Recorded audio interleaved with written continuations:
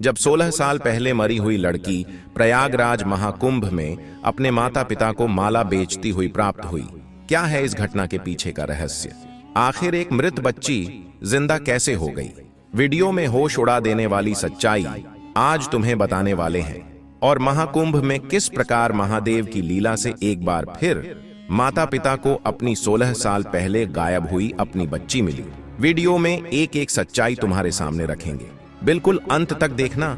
सर्वप्रथम महादेव के सच्चे भक्त इस वीडियो को लाइक करके कमेंट बॉक्स में हर हर महादेव जरूर लिखें। इस घटना की शुरुआत होती है बिहार के एक छोटे से गांव से, जहां पर संजीव और अनीता नाम के दो पति पत्नी अपनी 7 साल की बेटी के साथ बहुत अच्छा जीवन गुजार रहे थे। संजीव जी की रेलवे में जॉब थी और वह अपने परिवार को बहुत अच्छा रखते थे। उनकी इकलौती बेटी जानकी उनके दिल के बहुत करीब थी। वह उसे रानी की तरह रखते थे और हर एक इच्छा को पूरी करते थे। लेकिन उनकी जिंदगी का एक निर्णय उनकी पूरी जिंदगी बर्बाद कर देगा। उन्हें इस बात का अंदाजा नहीं था। वह सोचा कि छुट्टी के समय में बनारस घूमने जाना चाहिए, क्योंकि वह पूरे साल काम में व्यस्त रहते थे और अब उन्हें 5 दिन की छुट्टी मिली थी। उन्होंने अपने पूरे परिवार के साथ बनारस जाने का फैसला किया। वे काशी विश्वनाथ के दर्शन करना चाहते थे और बनारस की शांति में सुकून का अनुभव करना चाहते थे। वह अपनी पत्नी अनीता और बेटी जानकी को लेकर वाराणसी के लिए रवाना हो गए। लेकिन वह बिल्कुल भी नहीं जानते थे उनका यह सफर उनकी बेटी के साथ उनका आखिरी सफर होगा। वे खुशी खुशी वाराणसी के लिए निकल रहे थे, लेकिन जब वह वहां पहुंचे तो भक्तों की भयंकर भीड़ वहां पर मौजूद थी।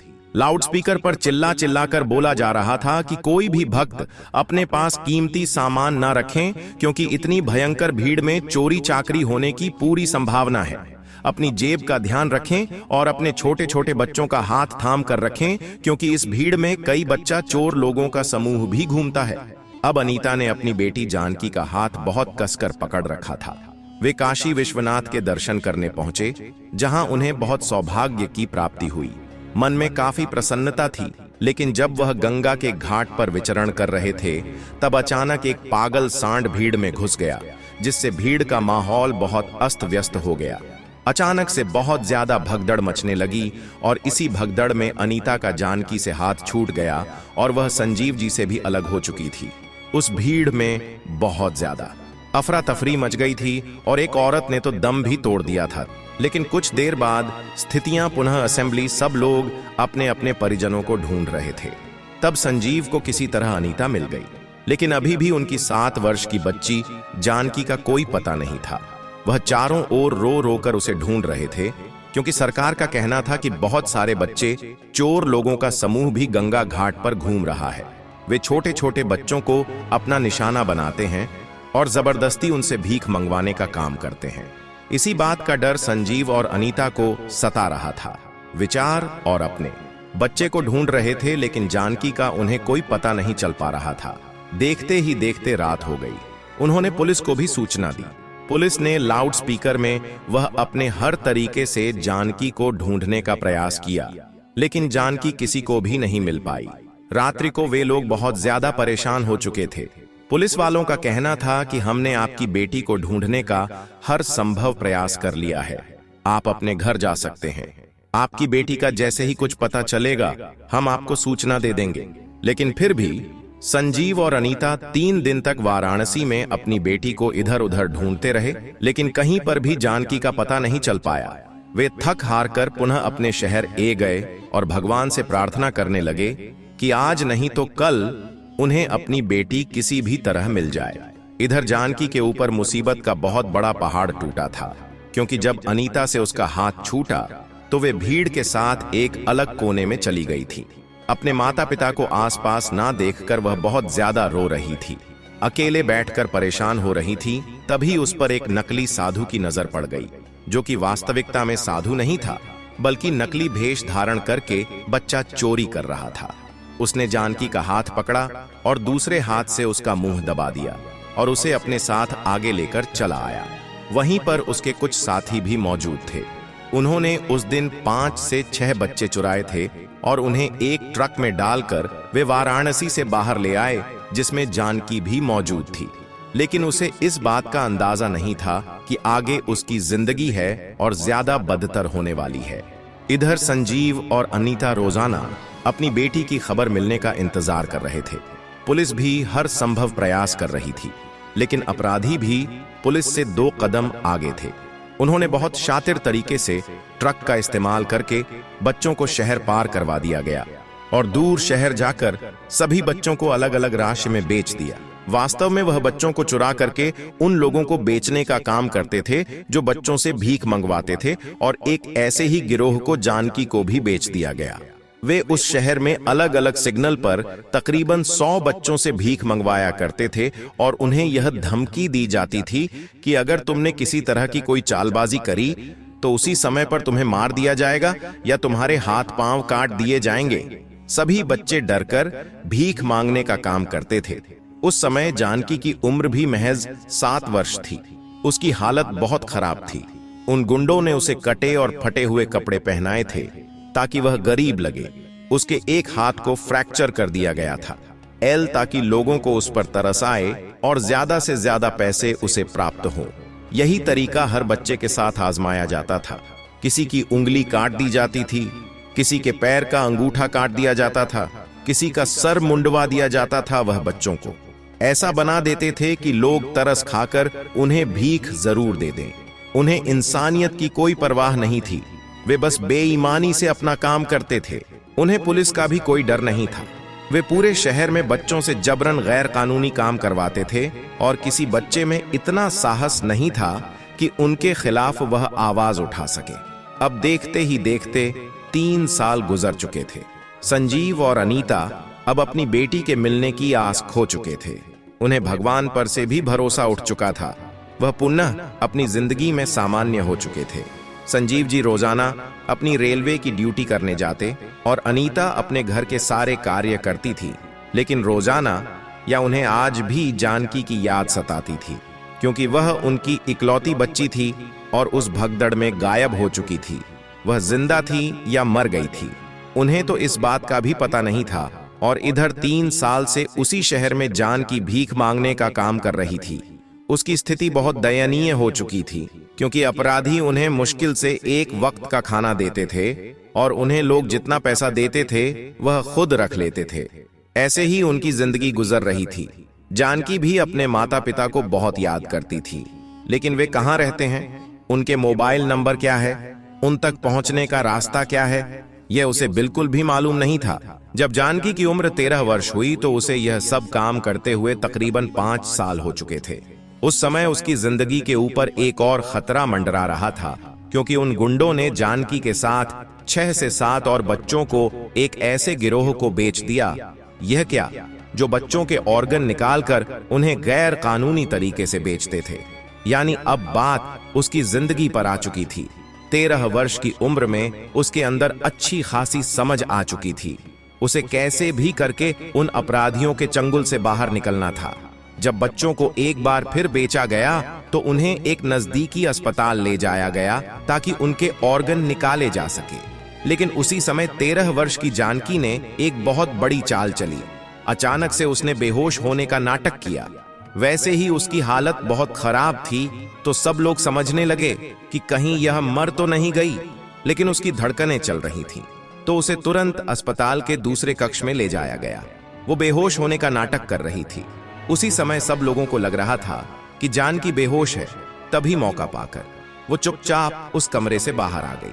अपने मुंह पर एक मास्क लगाया और अपने ऊपर एक शॉल ओढ़ ली और उन लोगों को चकमा देकर हॉस्पिटल से बाहर आ गई। जिसके बाद जानकी ने एक ऐसी दौड़ लगाई मानो उसे अब कभी भी जिंदगी में रुकना नहीं था, क्योंकि पिछले 5 सालों में उसने ट्रैफिक सिग्नल पर भीख मांगने का काम किया था और वह केवल और केवल दौड़े जा रही थी, क्योंकि उसे एक ऐसी जगह पर पहुंचना था जहां पर वह गुंडे नहीं पहुंच पाए।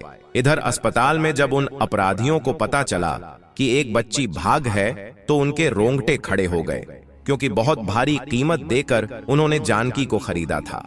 वह हॉस्पिटल के बाहर आकर चारों ओर उसे ढूंढने लगे और कहा गया कि जहां भी बच्ची दिखाई दे उसे खत्म कर दो, ताकि पुलिस के सामने वह हमारी पोल ना खोल दे।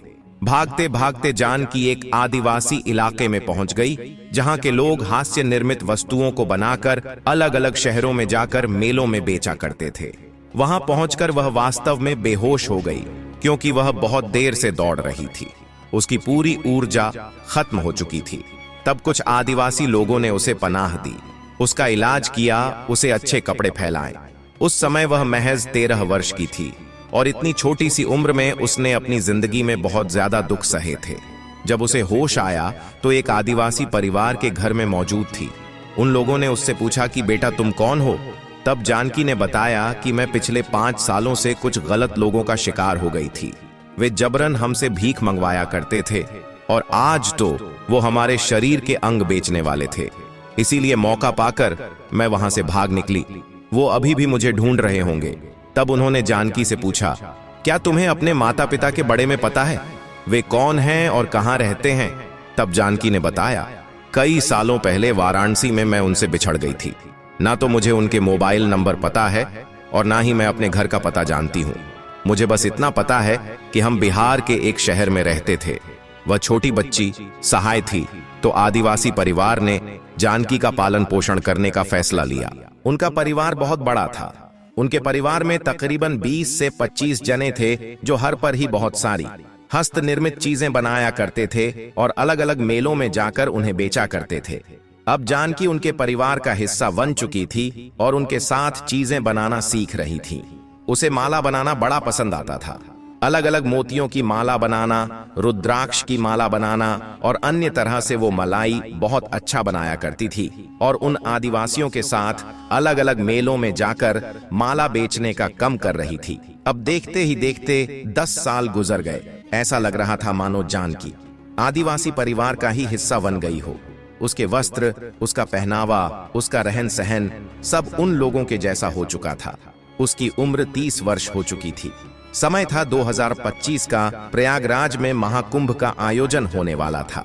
वह पूरा परिवार बहुत उत्साहित था, क्योंकि 40 करोड़ लोग महाकुंभ में पहुंचने वाले थे और उन्हें आशा थी कि पूरा परिवार मिलकर बहुत सारी चीजों का विक्रय करेगा और ढेर सारा पैसा कमाएगा। वे लोग महाकुंभ शुरू होने से 10-16 दिन ही पहले ही प्रयागराज पहुंच गए और अपनी जगह जमा ली, जहां पर जानकी माला बेचने का काम कर रही थी। लेकिन उन्हें इस बात का अंदाजा नहीं था कि अब जानकी की जिंदगी फिर से एक बार बदलने वाली है।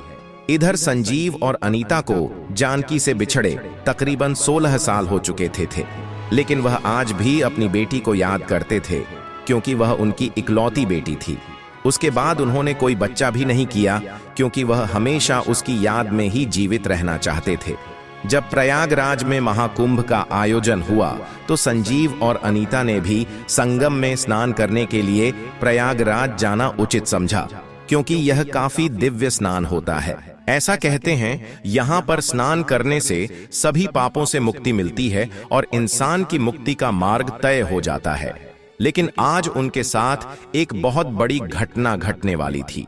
जब संजीव और अनीता प्रयागराज पहुंचे तो वहां पर बहुत ज्यादा भीड़ थी, जिससे उन्हें वाराणसी का वही नजारा नजर आ रहा था जिसमें उनकी बेटी गायब हो गई थी। तब अनीता ने कहा कि मुझे एक रुद्राक्ष की माला लेनी है, तो वह इधर उधर माला की दुकान देखने लगे। सामने उन्हें 23 वर्षीय लड़की माला बेइज्जती दिखाई दी। अनीता ने उससे पूछा कि बेटी यह माला कितने की है, और जब दोनों की नजर मिली तो दोनों को ही एक अजीब सा एहसास हुआ। जब अनीता ने उसके हाथ पर जानकी लिखा हुआ देखा तो अनीता के रोंगटे खड़े हो गए, क्योंकि वह नाम अपने शहर के एक मेले में संजीव और अनीता ने जानकी के हाथ पर लिखवाया था, जिससे अनीता को यह पता चला कि यह लड़की कोई और नहीं है बल्कि हमारी जानकी है, जो 16 साल पहले इस महाकुंभ में वाराणसी में गायब हो चुकी थी। हम तो बेटा तुम्हें मृत समझ रहे थे और आज महादेव ने तुम्हें फिर हमसे मिलवा दिया। जानकी को भी अपना बचपन याद था, किस प्रकार वह वाराणसी में अपने माता पिता से गुम हो गई थी। जब उसने संजीव और अनीता को 16 साल बाद देखा तो उसके हाथ पैर कांपने लगे। उसे यह सब कुछ सपना लग रहा था। वे अपने मां के गले मिलकर फूट फूट कर रोने लगी। अपने पिता को उसने पहली बार इतने बुरे हाल में देखा था। अपनी बेटी को फिर से प्राप्त करने के बाद दोनों खुशी से झूम रहे थे।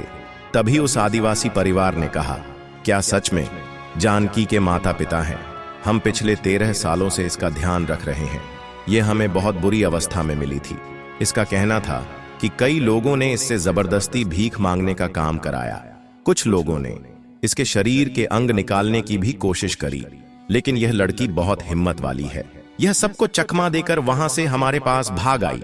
तब संजीव और अनीता उन आदिवासी लोगों के चरण छूकर उन्हें धन्यवाद देने लगे, क्योंकि उनकी वजह से, उनकी अच्छाई की वजह से, उनकी ईमानदारी की वजह से आज जानकी जिंदा थी और सही सलामत थी।